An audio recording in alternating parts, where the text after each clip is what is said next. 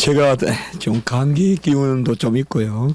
감기가 심한 것은 아닌데 어제 그제 좀 강의를 좀 한 10시간 이상 이렇게 중국에서 오신 이제 분들에게 하면서 조금 목이 좀 쉬었습니다. 그래서 오늘 여러분들께서 좀 양해해 주시고요.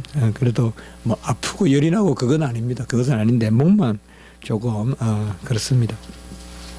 오늘 이제 말씀을 통하여서 저는 이제 최근에 이 아들됨에 대해서 많이 이제 생각해 보고 있습니다.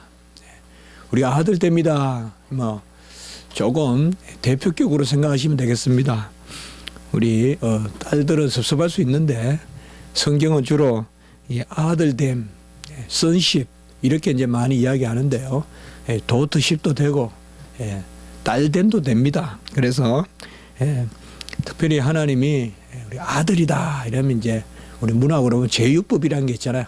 하나를 이야기해서 두 가지, 세 가지 또 전체를 이야기하는데 성경에서 아들됨이다 이러면 자녀됨 그렇게 생각하면 되겠습니다.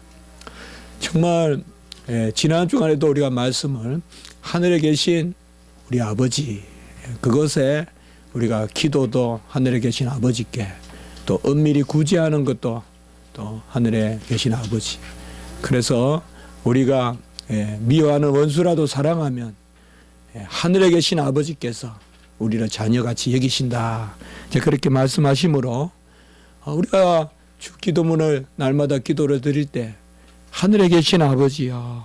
정말 하나님을 아버지로 부를 수 있다는 것 생각하면 할수록 감사하고 또 넘치고 또 기쁨이 항상 우리에게 충실한 그런 은혜가 있는 것입니다.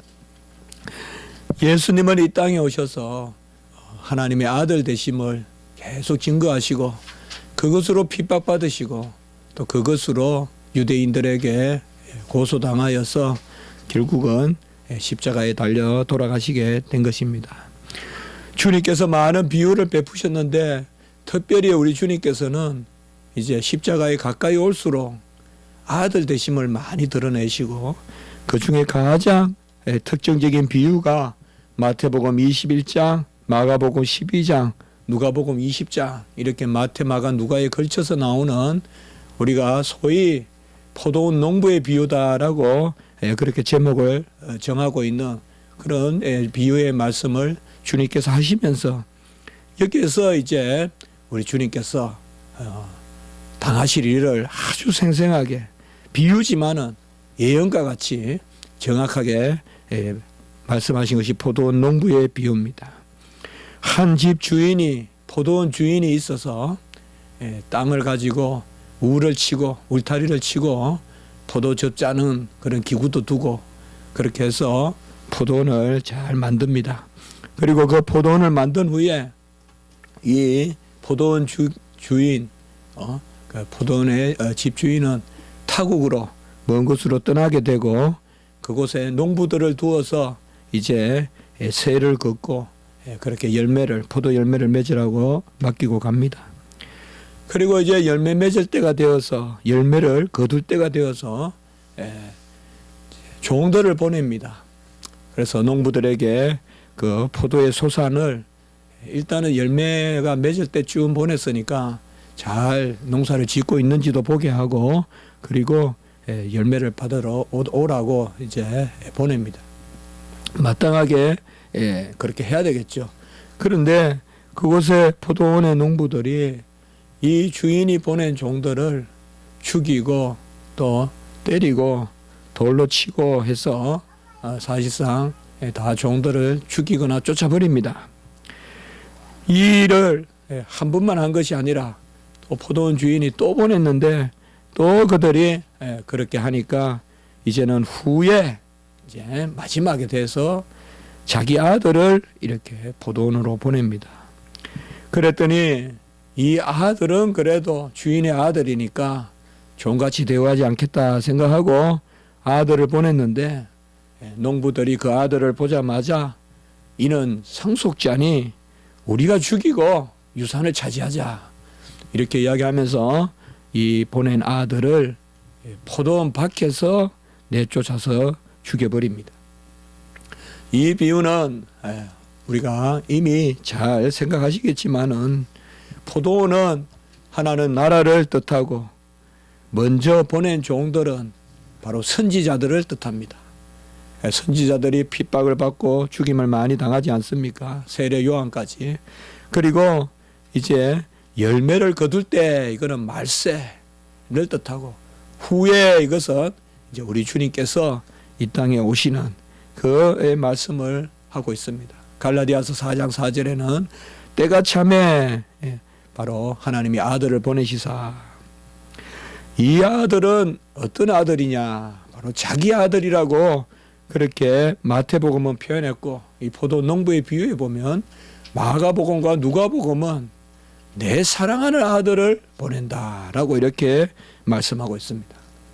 바로 내가 사랑하는 아들을 이제 이후에 열매 거둔 후에 마지막 때에 보내는데, 그들이 그를 바로 포도원 바깥에 내보내서 죽여버리는 그 일이 일어납니다. 우리가 잘 알다시피 내 사랑하는 아들이다. 호피오스 호아가페토스, 바로 헬라어로 말하면 아주 강조해서 그렇게 부르는 내 사랑하는 아들이다 라는 말은 세례 받으실 때 또 변화산에서 아버지가 아들을 부르는 하늘 음성으로 들렸던 그 음성이죠. 이 아들이 이제 마지막에 이 땅에 왔는데 사람들이 핍박해서 바로 포도원 밖에서 죽인다, 이 말을 히브리서에 보면 예수님을 예루살렘 영문 밖에서 죽인 그 말씀과 너무나 일치합니다. 우리가 히브리서를 읽다 보면 오늘 이 마태복음 21장의 비유, 포도원 농부의 비유가 너무나 우리에게 사무치는 그런 부분이 있습니다. 포도원 농부의 비유는 비유 중에서도 예언적인 비유라고 금방 제가 말씀을 드렸지만, 정말 우리 주님께서 비유는 아주 넌지시 그렇게 애둘러 드리는데 베푸시는데, 이 포도원 농부의 비유는 아주 주님께서 당할 일을 그대로 예언하고 있습니다. 오늘 우리 히브리서 1장, 제가 본문이 너무 길어서 여러분들이 분명히 좀 힘들어하지 않으실까 하면서도 1장 전체를 전할 수밖에 없겠다라고 생각한 것은 바로 전체적으로 이러한 아들, 우리에게 보내주신 아들됨, 또 이 땅에 오신 예수 그리스도께서 아들이심으로 우리가 누리게 되는 역시 우리의 자녀됨, 혹은 아들됨, 딸됨, 그것을 오늘 말씀을 통하여 여러분과 나누고자 하는 것입니다. 오늘 앞부분의 말씀을 보면 한 1절에서 4절까지 말씀을 보면 금방 포도원 농부의 비유와 너무나 유사한 부분이 많습니다. 1절에 옛적의 선지자들을 통하여라고 말씀했는데, 이 선지자들은 포도원 농부의 비유에 우리가 알듯이 바로 보낸 종들입니다. 이제 열매 맺을 때가 되어서 보낸 종들입니다. 이 옛적의 선지자들을 보냈는데 그저 선지자들을 존경하고 말씀을 잘 듣고 했느냐, 그것이 아닙니다. 예언이 성할 때는 선지자가 핍박을 받아요.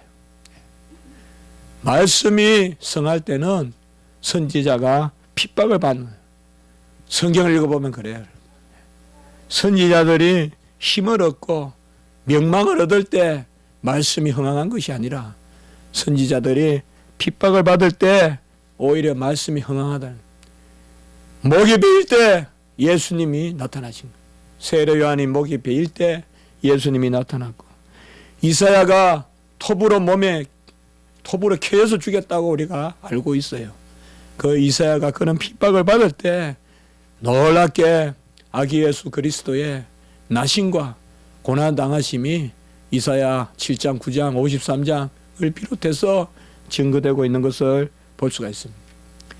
엘리야의 때에 하나님이 선지자의 말씀의 권능을 세워서 하늘에 불이 내리게 하는, 하늘에서 비도 내리게 하고 불도 내리게 하는 그 권능을 보여주었어요. 엘리야를 통하여서. 그때도 선지자들을 이세벨이 싹 다 죽여버리고 오바다가 동굴 두 곳에 50명씩 숨겨 놓았다고 하는 것을 보면 얼마나 싹 죽여버렸는지 우리가 알 수가 있습니다. 포도원 농부 비유에서도 보았듯이 먼저 때가 되어서 종들을 보냈는데 사람들은 돌로 치기도 하고 머리를 때리기도 하고 그리고 내쫓기도 하고 죽여버리기도 하는 모습을 볼 수가 있습니다. 이제 이후에 이래 선지자들을 보내서 다 핍박하고 마지막 선지자 세례 요한도 결국은 소반에 목이 당기는 그러한 순교를 당하고 난 다음에 이제 주님께서는 마지막 날에 아들을 보낸다. 오늘 2절에 보면 이 모든 날 마지막에 아들을 통하여 우리가 포도 농부의 비유로 말하면 열매를 맺을 때가 되어서 종들을 보내고 다 죽이니까 이후란 말이 나오거든요. 그 이후가 바로 이 모든 날 마지막에 누구를 보내셨느냐? 내 사랑하는 아들, 자기 아들, 오늘 2절에 아들을 보내셨다라고 이렇게 말씀하고 있습니다. 이 아들을 보냈는데 포도원의 농부들이 어떻게 했죠? 저가 상속자니 우리가 저를 죽여버려 유산을 취하자. 오늘 여기 말씀도 보면 2절의 후반부에 보면 이 아들을 만유의 상속자로 세우시고, 히브리 기자는 분명히 예수님의 포도원 농부의 비유를 깊이 생각하고 오늘 말씀을 마치 기록하듯이 기록하고 있는 것입니다. 이 예수 그리스도께서 바로 아들이시요 만유의 상속자다. 상속자란 말이 구약의 표현으로 보면 기업이란 뜻입니다. 기업. 똑같은 말입니다. 크레로노모스라고 하는데 바로 만유의 상속자로 기업으로 모든 것의 상속자다. 크레로노모스 판톤, 헬라어로 그렇게 표현하는데요. 모든 것의 상속자로 이 아들을 마지막에 보내셨다. 우리가 금방 떠올리겠지만은 아들이면서 또한 상속자다. 자녀이면 또한 그리스도와 함께한 상속자니. 우리 함께라는 말을 많이 이야기하지 않습니까?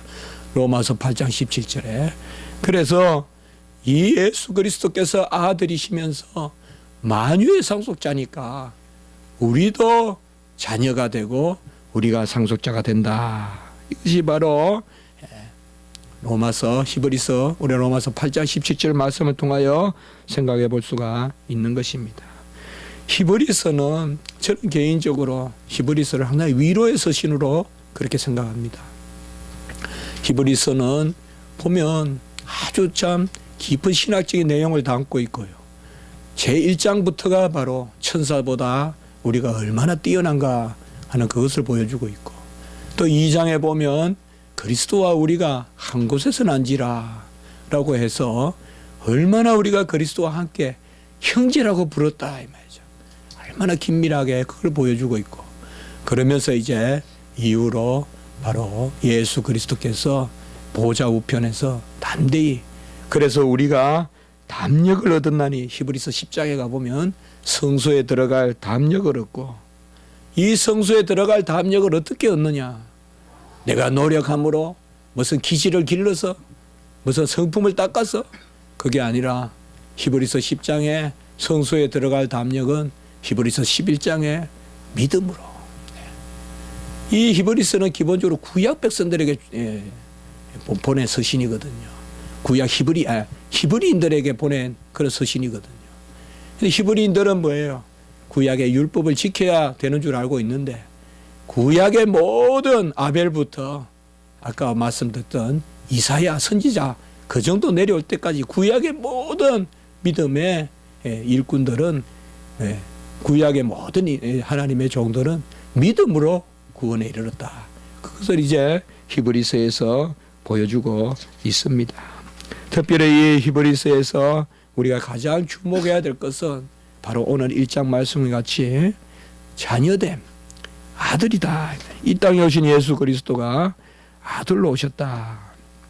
이 아들이 누군지 오늘 3절에서는 이 아들을 하나님의 영광의 강체시여 본체의 형상이다라고 이렇게 표현하고 있습니다. 영광의 강체요 본체의 형상이다라고 하는 것은 바로 하나님은 성부 하나님이 여기서 아버지의 영광을 드러내시는 광채시고, 그리고 아버지의 본체를 드러내시는 그러한 실체 위격을 드러내시는 형상이다라고 이렇게 말씀하고 있습니다. 이것은 곧 이 아들이 성자 하나님이라는 것을 증거하고 있는 것입니다. 이 삼위일체의 가장 대표적인 말씀이 오늘 바로 히브리서 1장 3절에 나오는 영광의 강체요 본체의 형상이요. 그래서 아들은 아버지의 강체요 형상이요. 보이지 아니하시는 그 하나님의 형상이시요. 골로새서 1장 15절의 말씀. 그래서 예수 그리스도가 이 땅에 오신 성자 하나님이라는 것을 보여주고 있습니다. 이 땅에 오신 이 아들은 어떤 분입니까? 바로 2절에 보면 그로 말미암아 모든 세계를 지으셨고, 이 땅에 오신 아들로 말미암아 모든 세계를 지으셨습니다. 창조주십니다. 창조주 하나님이십니다. 그리고 창조만 하고 그냥 두신 것이 아니라 그로 말미암아 모든 만물을 통치하시고 운행하시고 보존하십니다. 이것을 우리가 섭리라고 하죠. 그것이 3절에 보면 그의 능력의 말씀으로 만물을 붙드시며, 이것은 바로 섭리를 뜻합니다. 그래서 만물을 지으신 분이요 만물을 섭리하시는 분이요. 이제 이 아들로 말미암아 어떤 일이 일어나느냐, 바로 3절 후반부에 죄를 정결하게 하는 일을 하시고 높은 곳에 계신 지극히 크신 이의 우편에 앉으셨느니라.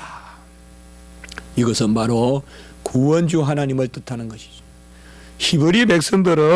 히브리인들은 하나님을 창조주로 섬기고 아들을 창조의 그런 중보로 여기지만은 그 아들이 구속주가 된 것을 부인하는 것이죠. 그래서 히브리서에서는 창조주와 구속주가 되신다는 것을 함께 말씀하고 있어요. 영원히 계신 하나님의 아들, 그는 영광의 강체시요 본체의 형상이시요, 바로 보이지 아니하시는 하나님의 형상이시요. 이게 바로 아들 성자를 뜻하는데, 그로 말미암아 만물이 지어졌고 그가 만물을 붙들고, 그리고 그로 말미암아 구원의 역사가 나타난다라고 이렇게 말씀하고 있습니다.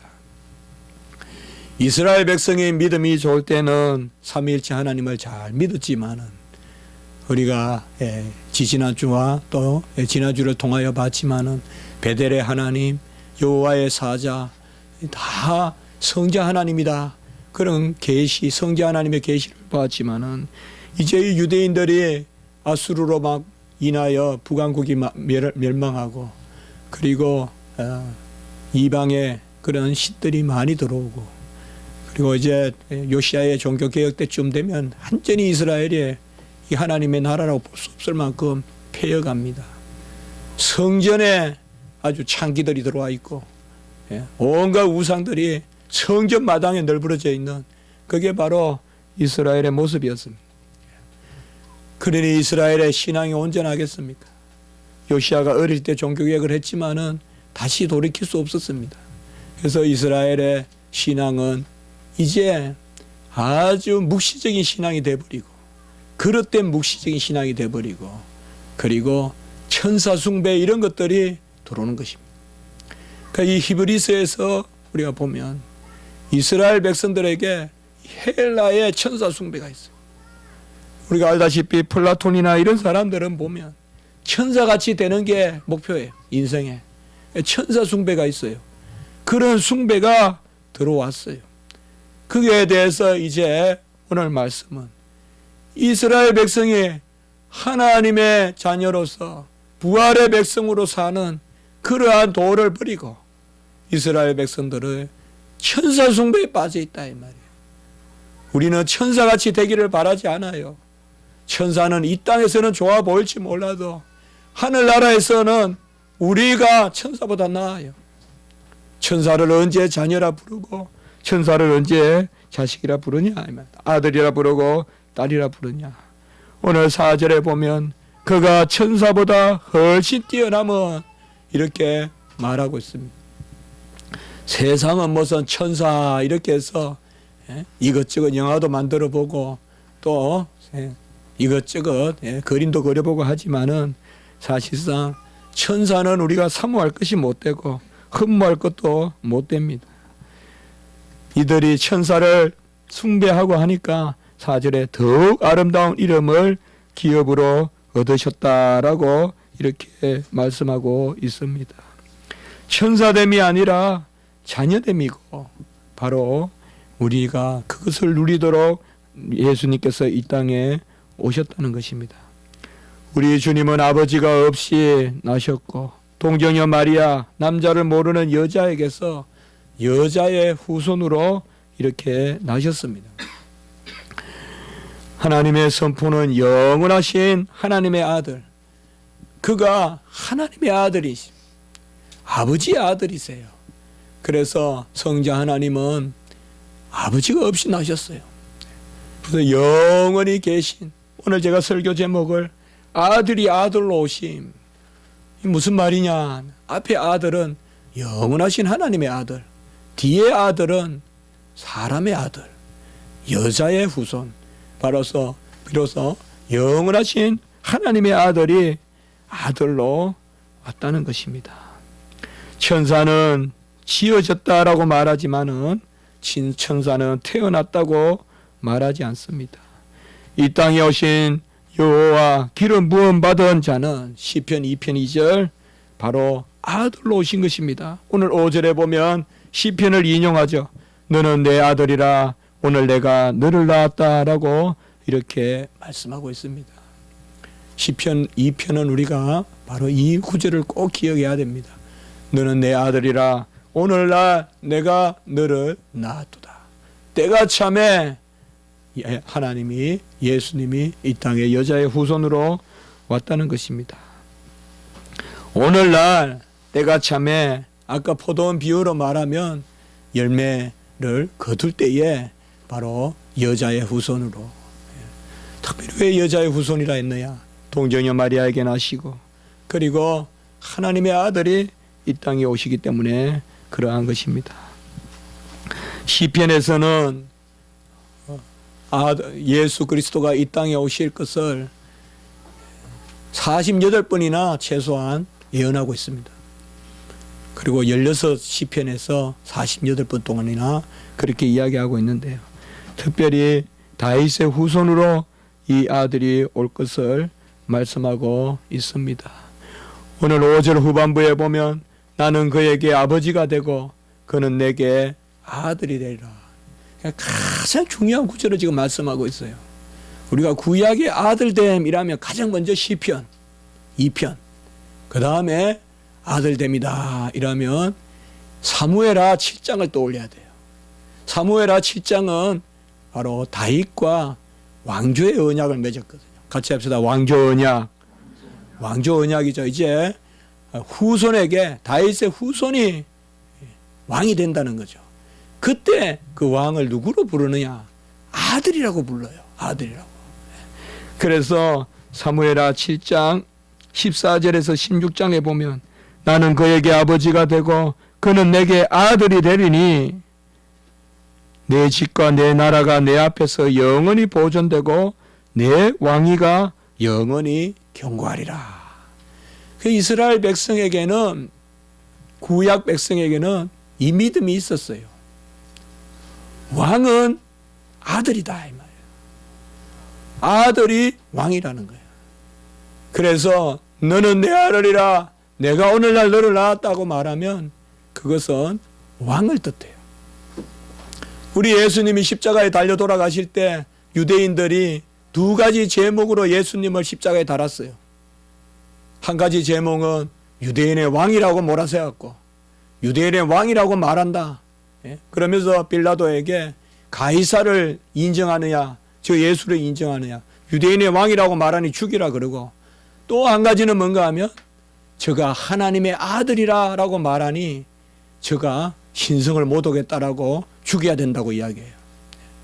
그래서 예수 그리스도께서 십자가에 죽으신 제목이 두 가지가 뭔가 하면 하나님의 아들이라고 말했다는 것, 그리고 유대인의 왕이라고 말했다는 거예요. 결국 여기에 바로 하나님의 놀라운 또 비밀스러운 계시가 나타나죠. 참 놀라운 것은 적들은 죽이려고 들지만 그 적들의 입을 통하여서도 진리를 드러내시는 게 바로 하나님의 역사거든요. 그래서 유대인의 왕이 하나님의 아들이죠. 이것이 바로 왕조의 언약이에요. 바로 내 후손이 왕이 되리니 오늘날 내가 너를 낳았도다. 나는 너의 아버지요 너는 나의 아들이다.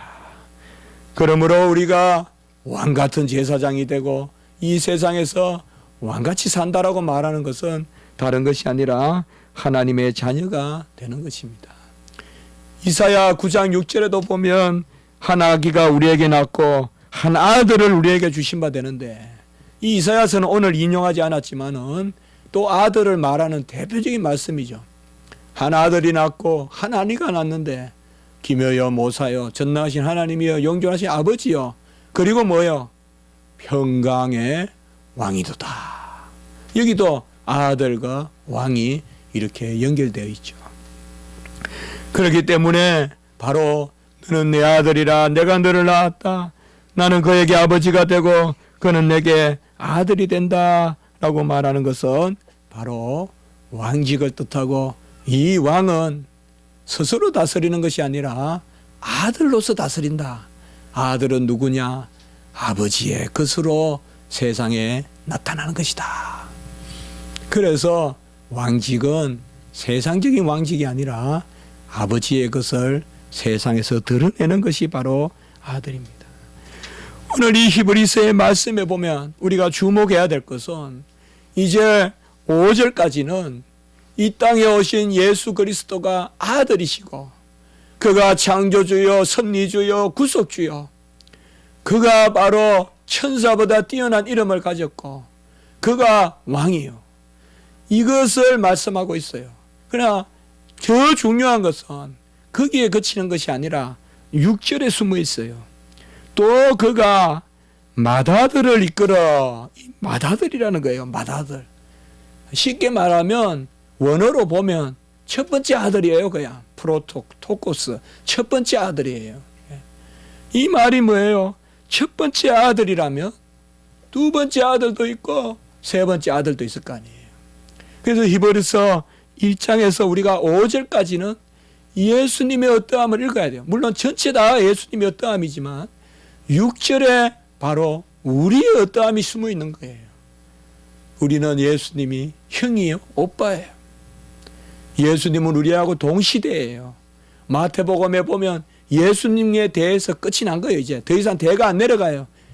영생에 대해, 믿음에 대해는 예수님에 대해요. 왜요? 예수님은 우리를 형제라고 부르고 오누이같이 여기기 때문에 그래요. 그게 바로 하나님을 아버지로 우리는 예수와 함께 자녀됐다. 그렇게 본다면 예수님은 맏아들이다. 이 이스라엘 백성에게 하나님의 아들이 우리 형이고 하나님의 아들이 우리 오빠라고 말하니 이것이 얼마나 큰 은혜가 되냐 이 말이죠. 그들이 과연 이것을 어떻게 받아들였겠냐 이 말이죠. 그것이 바로 이 히브리서의 놀라운 복음인 것입니다. 놀라운 복음인 것입니다. 하나님의 아들이 바로 우리의 맏아들이고, 우리가 2장 11절 평생 기억해야 될 말씀 2장 11절 읽어봅시다. 히브리서 2장 11절 같이 읽습니다. 히브리서 2장 11절 같이 읽습니다. 시작. 거룩하게 하시는 이와 거룩하게 함을 입은 자들이 다 한 근원에서 난지라. 그러므로 형제라 부르시기를 부끄러워하지 아니하시고, 거룩하게 하시는 이는 예수 그리스도시요 거룩함을 입은 자들은 우리죠. 저는 이 말씀을 정말 받을 수가 없어요. 얼마나 이게 감사한 말씀이에요. 다 한 근원에서 난지라. 예수나 우리나 다 한 근원에서 난지라 이렇게 표현해 주고 계세요. 예수님도 아버지에게서 났고 우리도 아버지에게서 났고 다 한 근원에서 난지라. 그러므로 형제라 부르시기를 부끄러워하지 아니하시고. 그래서 우리가 예수님과 형제다. 여기도 형제라고만 하니까 왜 형제만 썼습니까? 라고 여성신학자들은 이야기할지 모르겠지만 대표격으로 썼다. 그래서 우리 오빠가 되시고 우리야 그런 분이 되시다. 이것이 바로 오늘 히브리서가 우리에게 주는 그런 말씀입니다. 아버지께서 내게 모든 것을 주셨으니, 마태복음 11장 27절, 모든 것을 주셨으니, 아까 만유의 후사라는 그 말이 여기 또 나오는데요. 모든 것을 주셨으니 수고하고 무거운 짐이 자 다 내게로 오라. 이것이 바로 우리가 예수 그리스도와 함께 형제된 그런 모습입니다.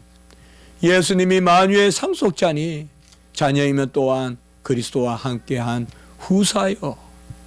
옛날 성경은 후사요, 우리는 상속자요.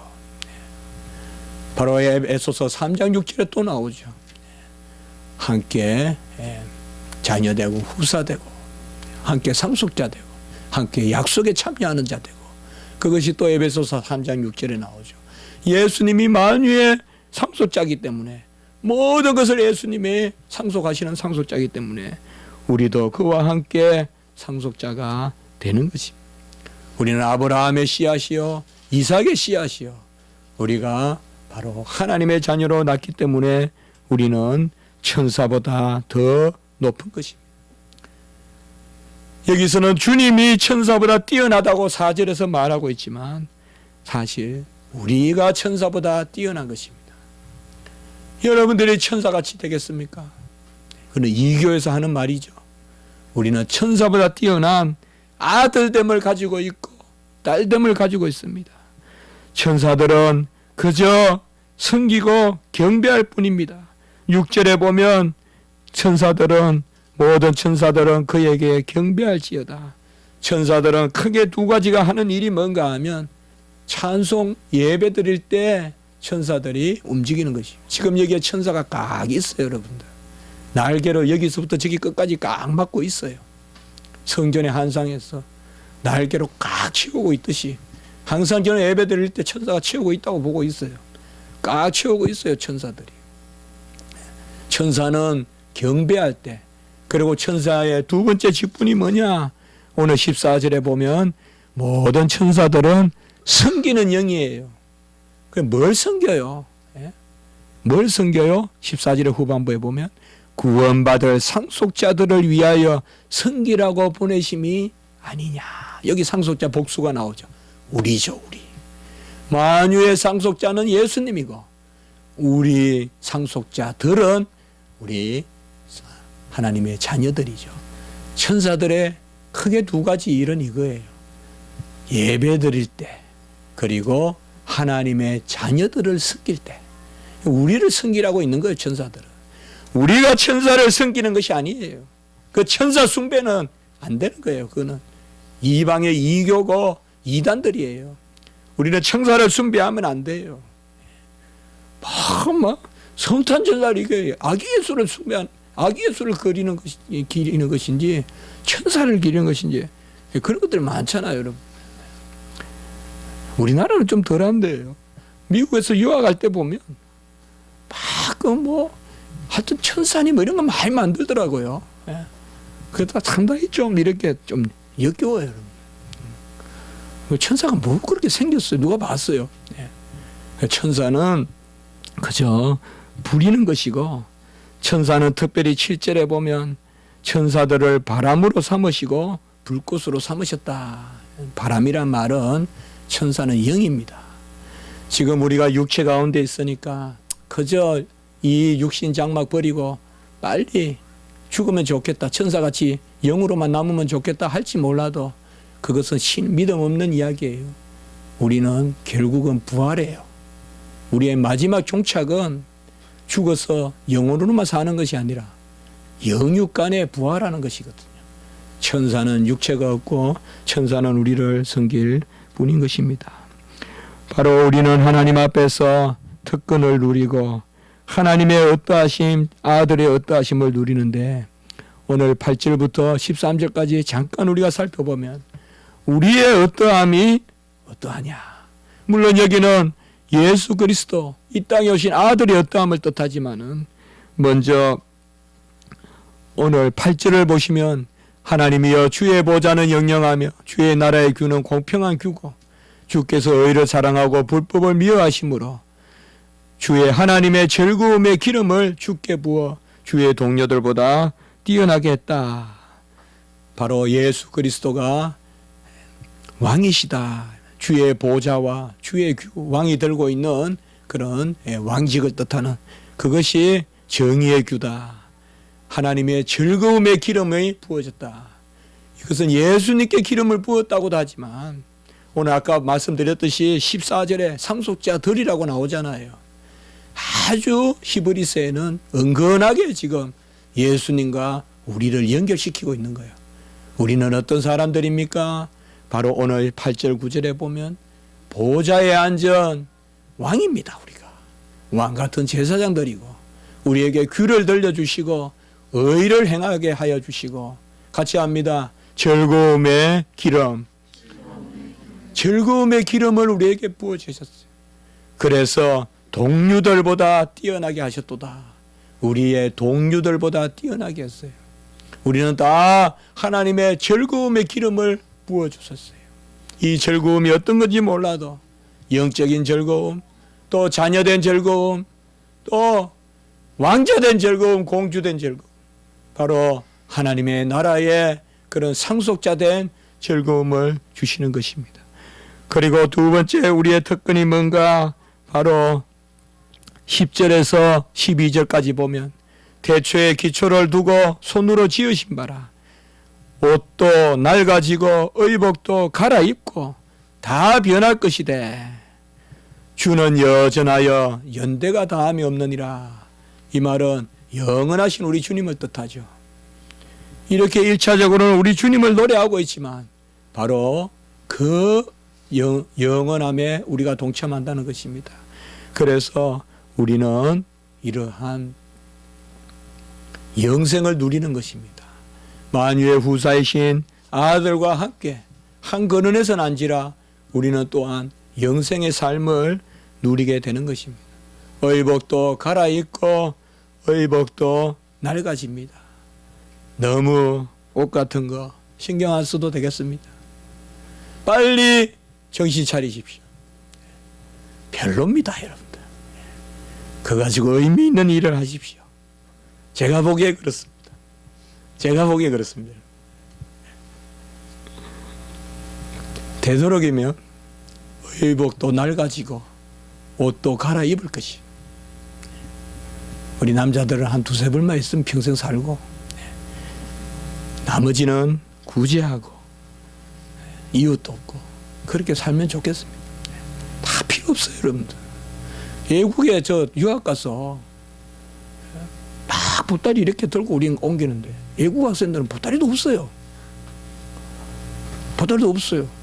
그 저는 학생이라서 저렇게 했거든요. 옷도 보면 다 떨어질 때까지 입어요. 멋있어요, 그게 또. 무슨 어디 가가지고 한 4달러, 5달러짜리 사면 그거 가지고 떨어질 때까지 입어요. 근데 제가 헤슬링크 교수님, 그 아드님이 카네기 홀에서 첼로 연주까지 했어요. 근데 그분 아내가 이제 또 한국 분이었어요. 음악대학교 교수였는데. 그분들이 이제 미시간에서 살다가 로스앤젤레스로 이제 캘리포니아로 이사를 갔거든요. 생전 그런 말씀 안 하는데 우리 이제 말씀하신 건 아닌데 이사 간다는 말만 들었어요. 저하고도 조금 알긴 했거든요. 우리 코리안 스타일이 뭐예요? 이사 갈 때 도와줘야죠, 가서. 외국인도 그런 거 안 해요. 갔어요, 이사 갈 때 도와준다고. 또 짐 잘 싸잖아요. 그런 거는 뭐 한국 사람은 여기서 뭐 일도 못하고 우리 시골에 보면 옛날에 방거치란 말이 있었는데요. 농사 지어도 시원찮고 맨날 보면 논의 절반은 잡초고 그런 사람들이 있어요. 그래도 외국 가면요 다 대접받아요. 제가 페인트도 해봤고 다 해봤어요. 우리나라 이 기술은 타고나요. 우리나라의 속꽃 재주는. 그렇게 묶어주는데 아이고 외국 사람들 그 짐 싸는 거 보면 서글퍼서 정말 우리는 확 묶었잖아요. 그 사람들은 요거 하나 옮겨가 요거 묶고, 요거 하나 먹어, 어디 요거 하나 요거 묶고. 그런데 보니까 차를 큰 거 빌려서 교수님 아들이고 또 그러니 짐이 되게 많겠다는데 짐이 3분의 1도 안 돼요. 그래가지고 이사를 가더라고요. 사실상 뭐 너무 많이, 저도 우리 집에 보면 책이 너무 많은데 읽지도 않으면서 말이죠. 빨리 누구 줘야 되는데 줄 사람이 없어요. 우리 집에 오고도 가져갔어요. 빨리빨리 나눠줘야 됩니다. 다 필요 없어요. 가지고 있으면 보지도 안 할 거. 그 나중에 그냥 힘만 들고요. 필요할 때 빨리빨리 나눠줘야 돼. 의복도 갈아입고 우리는 영원한, 같이 합시다. 연대가 다함이 없으리라. 우리에게 영원한 것은 주께서 주신 생명. 세 번째는 오늘 13절에 보면 내가 내 원수로 발등상이 되게 하기까지 우편에 앉아 있으리라. 이것이 바로 왕직을 뜻하죠.